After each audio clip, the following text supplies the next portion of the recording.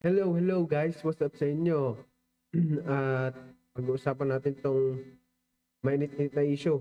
May bagong intriga. Itong si Isikadero. Tara, pag-usapan natin. Bago yan, intro.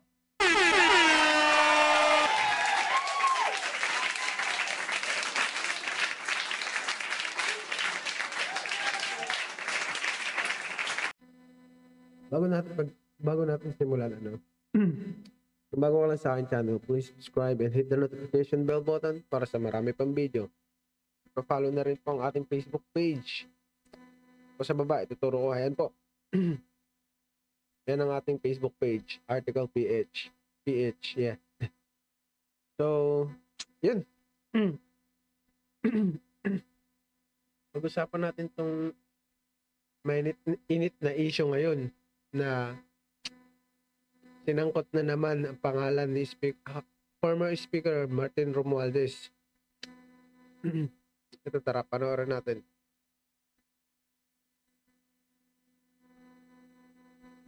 Yung? Polgay at diversyon ang mga senador palayo sa Kamara at sa mga tunay na may sala. Klarong-klaro po ang script nito. Ipitin ang tatlong dating DPWH officials, pakantayin sa kanila, mema banggit lang na senador, habang Ganun din naman yung ginagawa mo. Parang hindi bago sa amin. Ngayon sa kanila kasi, may mga ebidensya, nasangkot kayo, tanga. Ay, depensa ka pa ng depensa. May kaso ka na.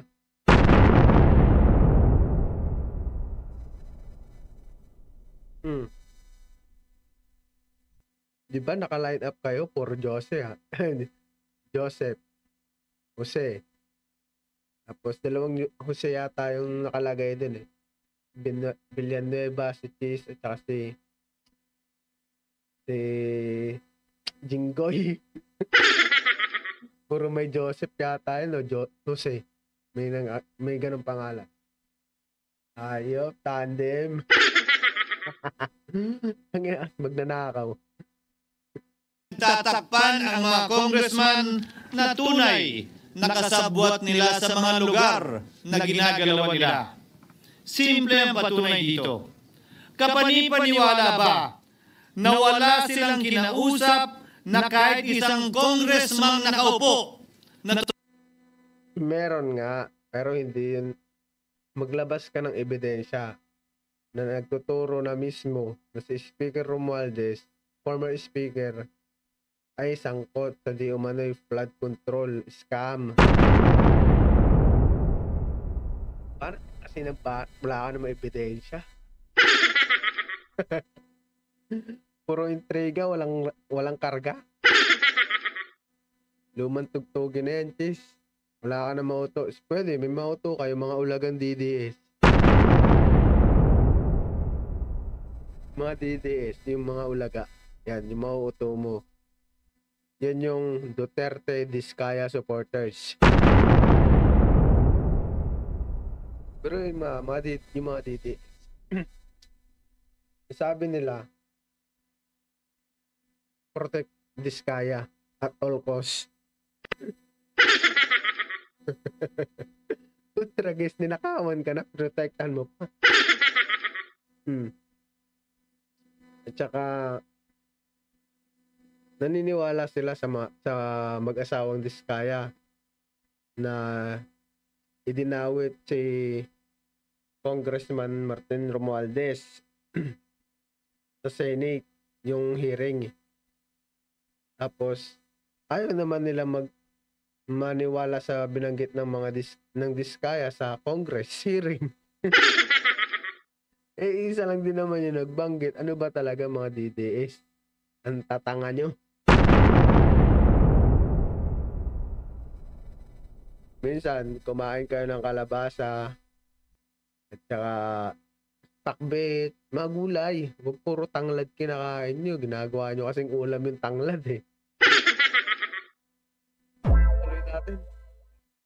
totoong may hawak ng mga distrito sa lugar na ginalawan nila sa hinaba-haba ng testimonya nila dito o sa Kamara. Banggit sila ng banggit, name drop sila ng name drop ng pangalan ng senador. Maski na klaro naman kung inyong papakinggan na wala silang masabing direktang nakausap o binigyan ng anuman. Uy, si Henry Hernandez nagsalita na po. At saka isa pa, bago mag-BICAM conference, ba't nandun ka sa Congress? Nagawa mo doon, Mr. Senate President, ex-Senate President. Ang dami mong halhal, wala ka namang may labas na ebidensya. Ano? Hearsay? Lagi? Wala, ganyan na lang siya. Sabi ko sa'yo, pag dumikit ka sa Duterte, sira pangalan mo.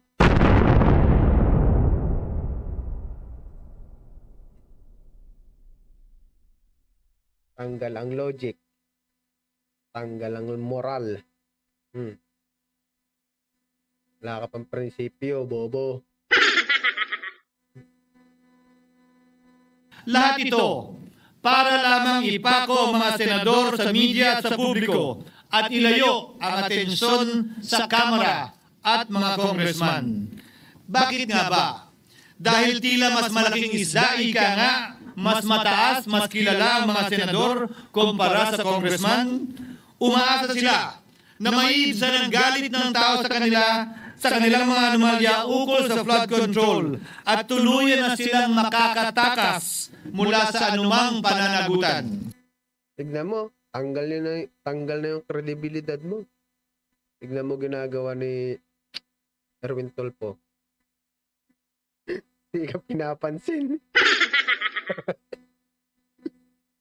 Sinungaling ka kasi punyeta ka. Ano nangyari sa'yo? Kakadikit mo sa mga Duterte. Wala. Pati asawa mo, damay pa.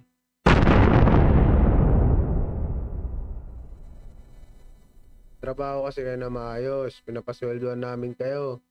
Hindi nakaw kayo ng nakaw dyan. Isang tao lamang, Ginoong Pangulo, ang nasa likod ng script at sarswelang ito. Siya ang dahilan ng kaguluhan, pagkakaaway-away, pagkakawatak-watak na ngayon yumayanig sa ating bayan, maprotektahan lamang ang sarili niya. Ang pangalan niya ay matagal nang bulong-bulungan sa bawat sulok ng bansa, pero ngayon, unti-unti nang sinisigaw ng taong bayan.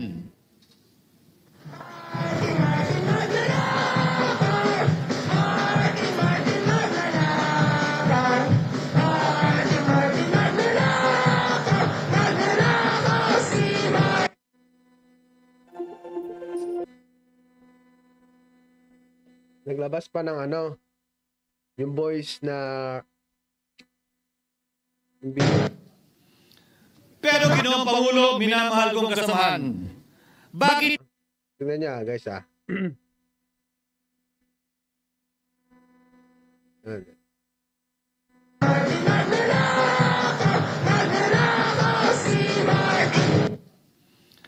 Pero Ginoong Pangulo, minamahal kong kasamahan, bakit tila Yung inilabas ng video na yon, alam mo ba kung kaganinong yan? Kaganinong mga video yon? Sa mga bobong DDS.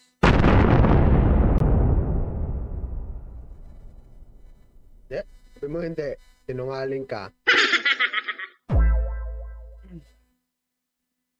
Sa mga DDS yun.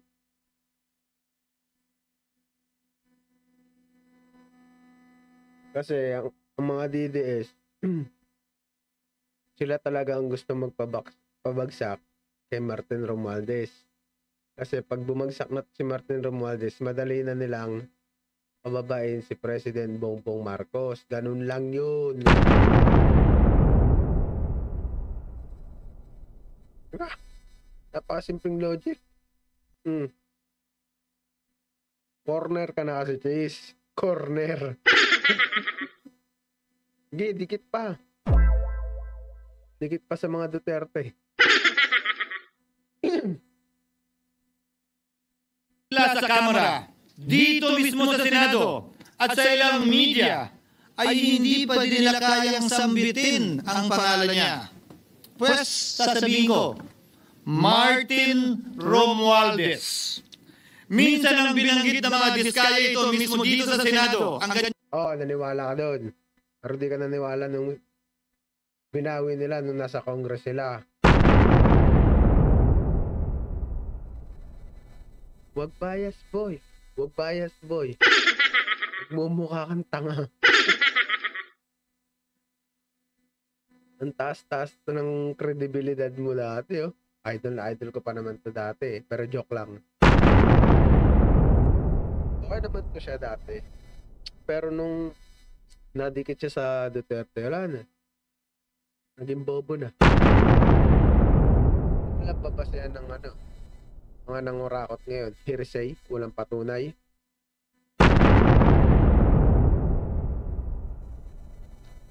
Yun na lang bambas yan. Kung gusto mo magpakulong ng isang tao, gumawa ka ng kwento.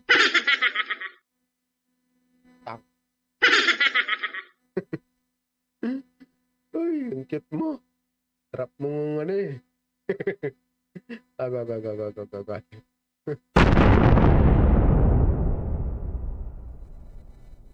Yan, tuloy natin.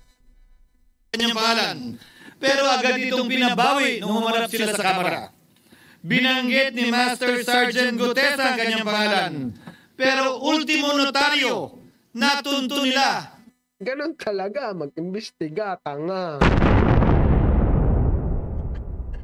Ano, uli? magbibigay na nga lang kasi si Marcoleta ng surprise witness na may script, binigyan niya ng script, yung witness na nirepresent nila, di marunong magbasa. Kung talagang sincere yung doon, totoo lahat ng sinasabi niya. Kabisado niya lahat yun eh. Nasa papel eh. Kung sa kanya mismo galing yun eh. Di ba?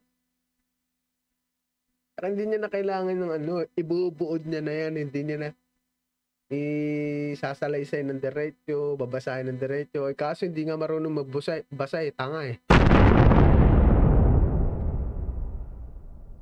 Palakpakan!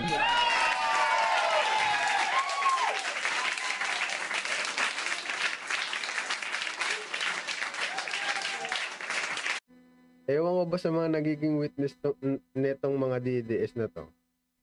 Puro ablay. Puro supply. Walang Kung hindi ginawa yung script. Fake witness naman. Topic ko na to nung nakaraan eh. Yung merong dalawang lumabas na katrabaho. Tungkol yun sa may basura eh. Turuin mo 48 million sa isang maleta. Kasya kaya?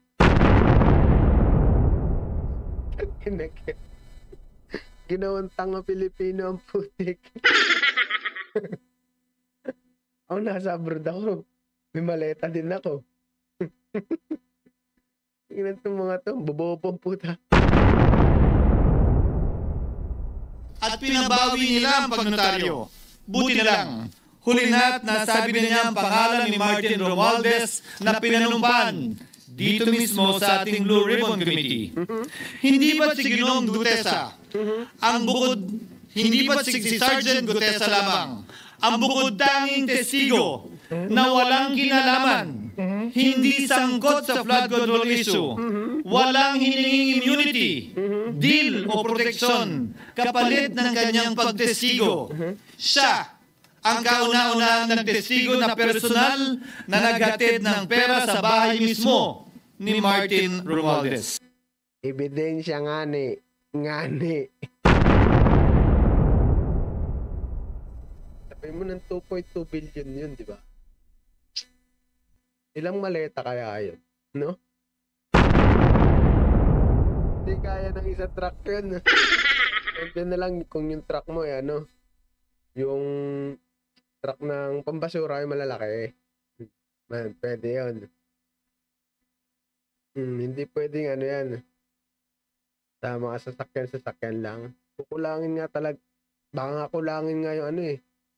Yung truck ng basura dun eh. Tsaka kita yun ah. May kita yun kung basura yun. What? Ang salaysay niya, Ginoong Pangulo, ay kumpirmasyon ng matagal nang isinisiwalat ni Congressman Chanco at Mayor Magalong kung sino ang ulo sa paglilimas sa kaban ng bayan na ating naririnig na rin. 13,803,693 with Congressman Saldico as proponent. For the record, ang binabanggit po natin Representative Elisa Saldico, siya po yung chairman ng House Appropriations Committee. Walang kaduda-duda yan. Ito nga, hirap na hirap silang banggitin pa yung isa sa mga mastermind nila niya, si Saldico. Hirap na hirap pa silang banggitin. May isa pang mas mataas sa kanya? Hindi naman gagalaw yun kung walang... Siyempre, hindi naman gagalaw yun kung walang pahintulot yung mas mataas sa kanya. Just the House Leader. Ayan yung dalawang yan si Toby Chongo. Wala rin naman sila may pakita ng ebidensya. Kaya, darating tayo dyan. Kalma kayo. Ginoong Pangulo, pahintulutan niyo po ako magkwento ng konti upang patotohanan ang mga salitang ito. Okay. Taong 2023 nung tinalaga si Ginoong Kiko Laurel bilang kalihim ng kagawaran ng agrikultura. Bilang suporta sa kanyang mandato, tinanong ko noon ang isang simpleng katanungan sa budget process natin. Bakit mas malaki ang pondo ng flood control kesa sa agrikultura?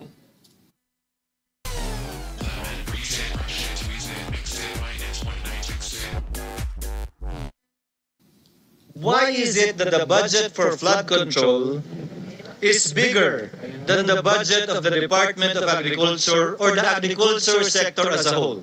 The fifth biggest allocation, not even a department, is flood control. And Op. Op. Di nga. Ito parang may kulang ako na research ah. Wait, babalikan natin yan. allocating a measly 31 billion for irrigation, for rice. Why? Pagkatapos po noon, tinulungan ko siyang bawasan ang flood control budget at idagdag sa 2024 budget ng Department of Agriculture. Aniya, tumawag daw sa kanya si Congressman Zaldico dahil pinapatanong daw ni Speaker Romualdez, bakit binawasan ang pondo ng flood control? Ngunit wala nang nagawa si Congressman ko dahil sinabi niyang pasayan ng Pangulo. Nung termino ko rin po bilang Pangulo ng Senado, maraming beses po akong tinanong ni Pangulong Bongbong Marcos tungkol sa panukalang budget para sa 2025. Sinabi ko po sa kanya ang buo at tapat na katotohanan para malaman po niya ang tunay na larawan at sitwasyon ng pambansang budget para sa taong yon. Ito marahil Ginoong Pangulo, minamahal kong kasamahan, ang isa sa mga dahilan kung bakit pinag-utos ng Pangulo ang pag-veto at pag-for late release sa FLR at pag-hold ng malaking bahagi ng budget nila. Marahil, isa rin ito sa mga dahilan kung bakit ninais ng Pangulo na matanggal si Congressman Zaldico bilang chairman ng House Committee on Appropriations dahil sa mga inilahad ko at marahil na-discover din ng Pangulo kaugnay sa 2025 budget. Hindi malayo, Ginoong Pangulo, na naganap din ang mga ito noong 2023 2024 at mga nauna pang budget kung saan napakaraming ghost at substandard projects ayon kay Secretary Vince Dizon at ayon mismo sa talumpati ng ating kasamahan na si Senator Ping Lacson. Ngunit marahil ay walang naglakas loob na sabihin ang katotohanan kay Pangulong Marcos o magsumbong sa kanya kaugnay sa ilang mga bagay na ito bago ako. Nais ko din pong kumpirmahin ang sinabi ni Congressman Toby Chanco na ang pag-file ng impeachment complaint laban kay Vice President Manzaldico totohanan para malaman po niya ang tunay na larawan at sitwasyon ng pambansang budget para sa taong yon. Ito marahil, Ginoong Pangulo, minamahal kong kasamahan, ang isa sa mga dahilan kung bakit pinag-utos ng Pangulo ang pag-veto at pag-for late release sa FLR Budget of the Department of Agriculture or Laurel bilang kalihim ng kagawaran ng agrikultura. Bilang suporta sa kanyang mandato, tinanong ko noon ang isang simpleng katanungan sa budget process natin. Bakit mas malaki ang pondo ng flood control kesa sa agrikultura? why is it that the budget for flood control is bigger than the budget of the Department of Agriculture or the agriculture sector as a whole? The fifth biggest allocation, not even a department, is flood control. And allocating a measly 31 billion for irrigation, for rice. Why? Pagkatapos po noon, tinulungan ko siyang bawasan ang flood control budget at idagdag sa 2024 budget ng Department of Agriculture. Aniya, tumawag daw sa kanya si Congressman. Ayan yung sinasabi ko, guys. Ayan yung sinasabi ko. Sa flood control budget and insight. Ito. Wait. Ano yan? Ano yan, ngani? Wala natin para mabasa nyo. Ito lang, guys, ha.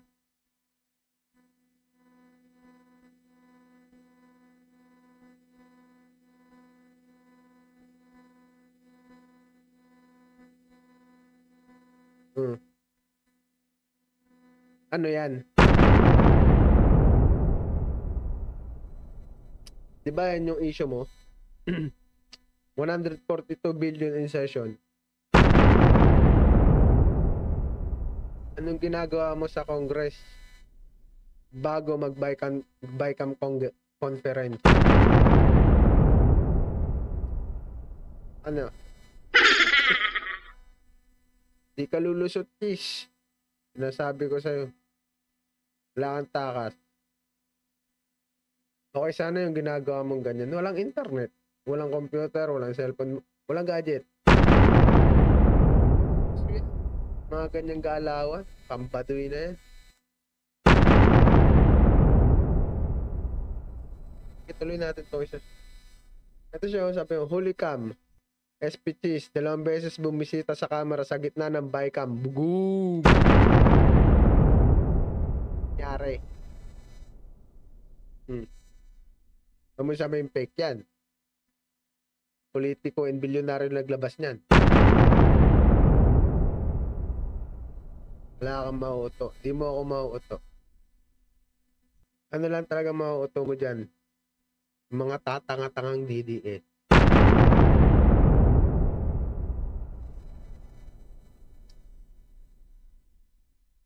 Try natin to.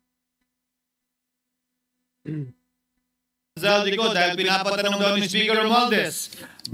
Ang sinabi ni Congressman Toby Chanco na ang pag-file ng impeachment complaint laban kay Vice President Sara Duterte ginamit na paraan ni Speaker Romualdez para mag-release ng pondo nila na naka-FLR or for late release bago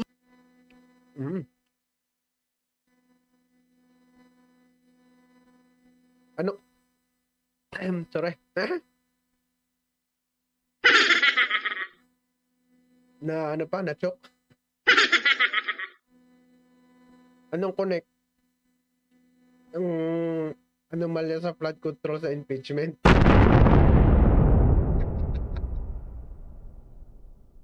Panuan na naman, sis. mag-eleksyon, maski na alam po niya na hindi po ito kayang talakayin ng Senado hanggang sa Hunyo pa mula nung simula. Ulitin ko, ginamit ni Martin Romualdez ang FLR ang pangalan ng Pangulong Marcos upang itulak ang kanilang unconstitutional na impeachment complaint. Sabi nila, pumirma kayo dahil kung hindi lalabas ang pondo nyo na naka-FLR bago mag-eleksyon. Subalit, Ginoong Pangulo, hindi ito umubra. Hindi ito umubra dahil tinanggihan ito ni PBBM. Sinabi niyang walang ganyang uri.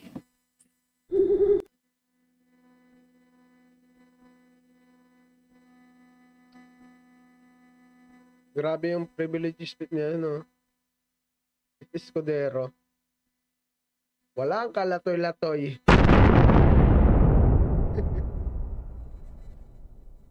Puro ebas. Sabi niyang hindi niya gagawin yun. Kaya hanggang ngayon, nananatili pa rin for late release ang mga questionableng pondo nila. And that is why, Mr. President, distinguished colleagues, at the height of the impeachment controversy and amidst the passion of some sectors to remove the Vice President at all costs, I urged prudence and level-headedness because I knew that greed and not Jurisprudence na nga yung nag-adjust kay Inday. Sayad nga ni... accountability was the reason behind it. In the end, Mr. President, the Supreme Court vindicated us. The Supreme Court vindicated us by saying, among others, quote, "There is a right way to do the right thing at the right time. This is what the rule of just law means." Close quotations. Ginoong Pangulo, sinisi po sa akin ni Speaker Romualdez ang pagkakatanggal kay Congressman Zaldico. Sinisi po niya sa akin ang pag-FLR or for late release ng kanilang mga proyekto. Sinisi po niya sa akin ang pagkakadismiss ng impeachment complaint laban kay VP Sara na nakikita niyang makakatunggali niya sa susunod. Hindi nga yung tatakbo, ang kulit mo. Matakot kayo dyan. Kala mo naman, ang lakas-lakas ni Martin. Si Inday talaga, hindi naman nanalo yan. Kahit ikaw pa yung tumakbo, kasi hindi na, kulong ka na eh. Na corner. Susunod na halalan. Sinisi din niya po sa akin ang pagkakasira ng kanilang maitim na balakin sa 2025 budget na nagawa nila ng walang balakid na managdaang taon.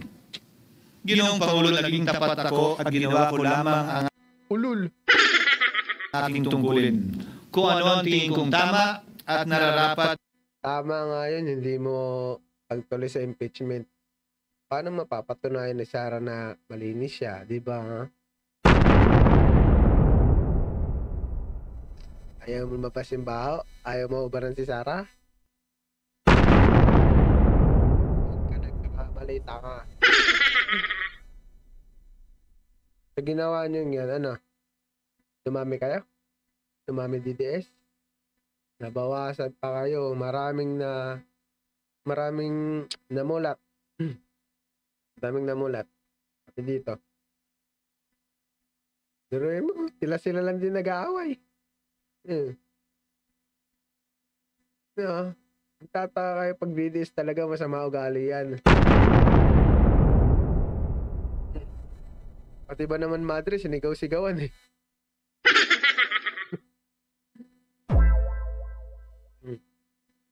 Madre, sisigawan mo, tapos mag-DDS ka.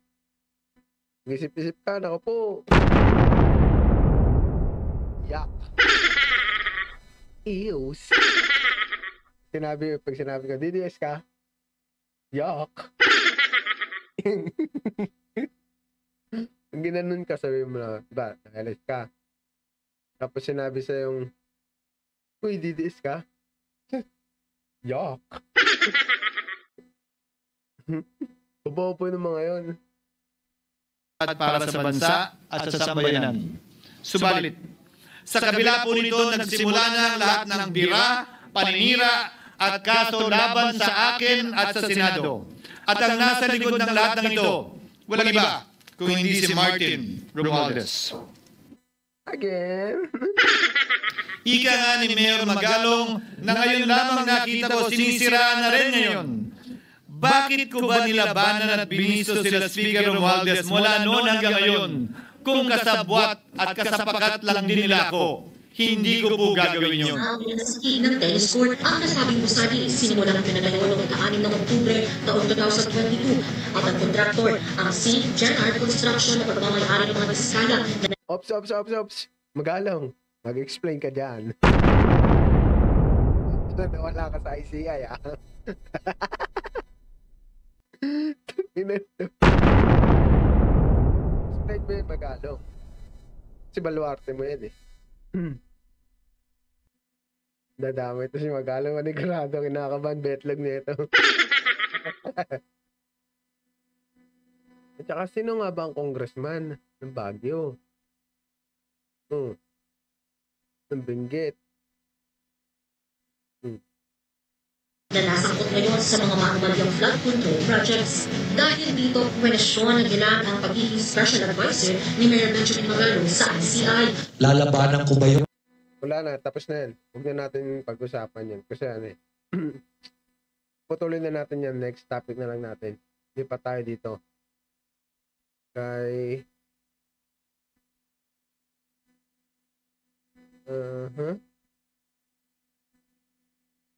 Ito ba yun? Hindi eh.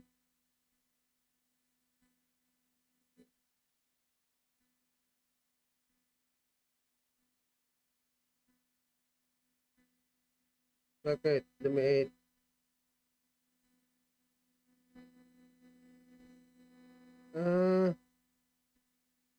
Tagalin natin ito. Yan.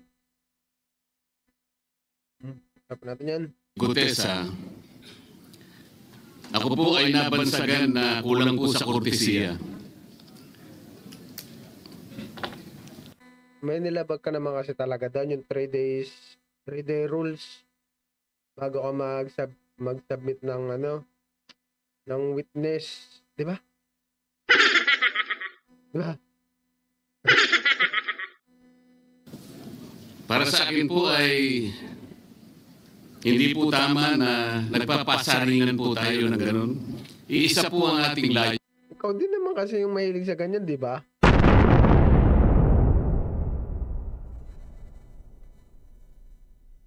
Sino ba bumabalaktot ng batas? Di ba ikaw? Yung restitution. Ayaw mo naman. DOJ na lang galing. Why you so protective of Diskaya? Why? Because your wife have a connection to the Diskaya?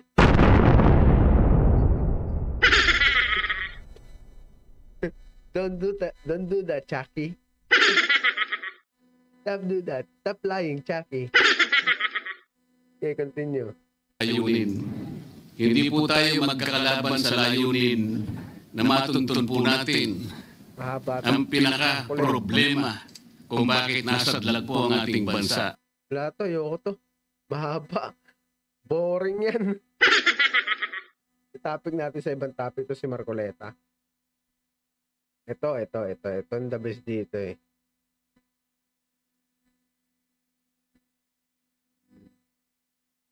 Ito, si Codero. Please nakikita mo to, nung Senate President ka pa. Balita ko, daig mo pa presidente sa dami ng security ha. Hindi ang puta. Nepo Senate?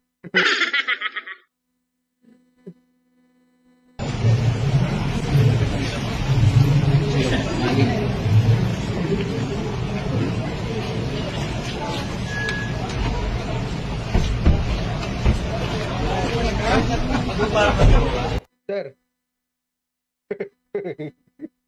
Sir. Hindi, sir. Hindi Ganda ng ngiti ah. Parang daga. Parang walang anomalya. At ito yung time na yung panahon na Senate President pa siya, na hindi pa nabubuko. Yan yung time na yun. Hindi pa siya nabubuko.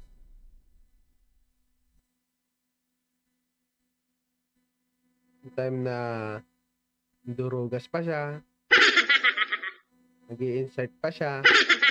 Ay, tapos na pala insertion. Nabilihan niya na si Hart ng magandang sing-sing. Sana all.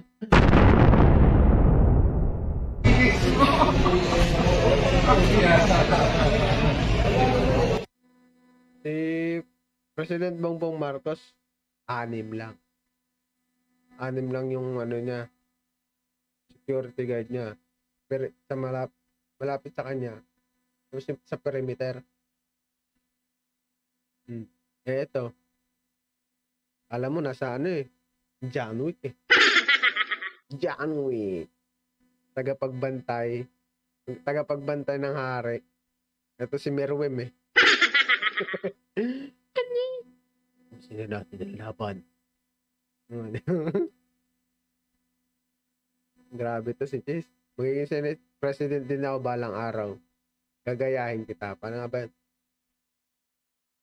Ang Senado ay dapat lamang tatalima sa ating konstitusyon.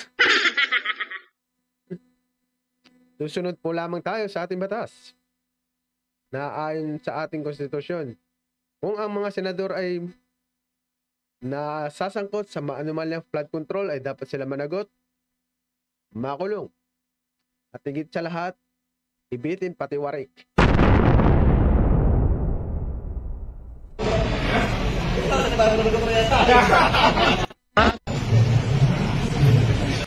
Nagparlor ka pa yata. Ikaw nga, nagpakilay ka pa eh. Ina ka eh. Ito, sagot ni Martin Romualdez. Yan. Yan. Saan pala kayo natin?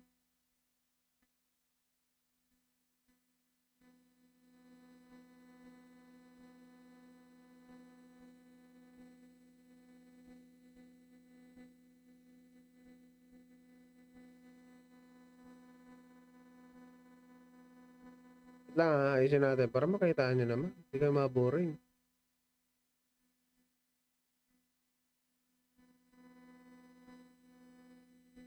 Martin G. Romualdez.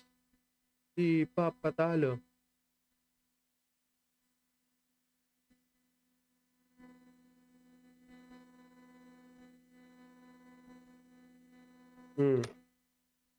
Official statement niyan. Yung sabi niya dito, I listened to the privileged speech of Senator Chis Escudero with respect.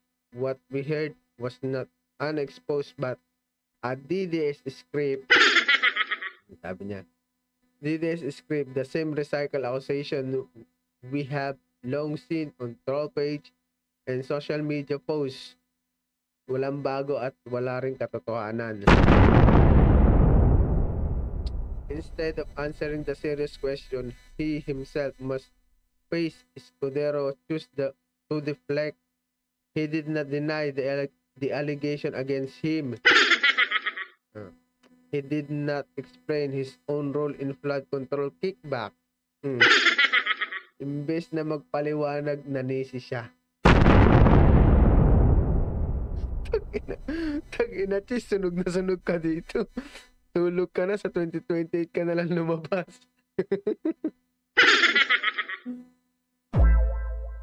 Malinaw naman ang katotohanan. Ang talumpati ni Senator Escudero ay hindi tungkol sa pananagutan kundi para isulong ang kanyang personal na ambisyon. Ito nyo kay Sara. It was a performance designed to profess loyalty and service to Vice President Sara Duterte and to position himself as her ally for 2028. Ang tunay na pinagsisilbihan ay hindi ang katotohanan, kung ang sariling interes at plano sa politika. For my part, I will continue to cooperate with every impartial investigation. My record can withstand scrutiny. Wala akong itinatago. As for Senator Escudero, kung tunay na pananagutan ang hanap sa presinto na siya magpaliwanag, bugo! Patay ka dyan. Di ba? Sunog. Sunog. Be. Wala naman talaga kasing ano to. Malakas talaga loob nito magsalita. Yun po kung ano-ano pa pinagsasabi. Labas nyo na lang kasi yung ebidensya para matapos na. Ganun lang yun. Magtanga.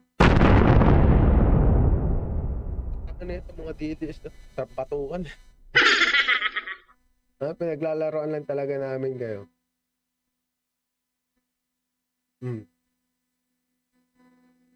Wala to, mga ano. Escudero talaga maano dito eh. Madadali. Sila Joel, Jinggoy. Yan. Pero ito malabo. Hanggang wala pang ebidensya na lumalabas, may hirapan sila dyan. Ulit yung CCTV. Resibo. Kahit yung may pirma niya. May anomalya. Pakita nyo, hindi yung para hindi yung puro intriga, hearsay. Wala na kayo mautunan, kundi DDS lang. Ano ba yun? Konti lang kayo? Ano kayo madadagdagan? Samantalang bumabawas kayo.